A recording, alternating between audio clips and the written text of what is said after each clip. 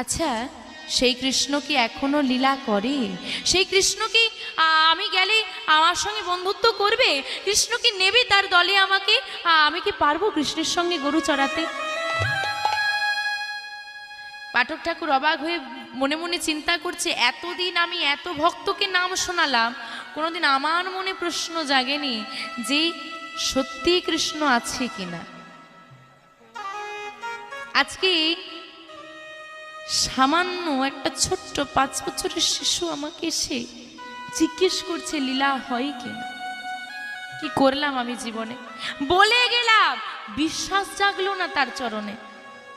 এতটুকু ছেলের মনে বিশ্বাস এসেছে, না না, বিশ্বাসটা আমি ভেঙে দেব না।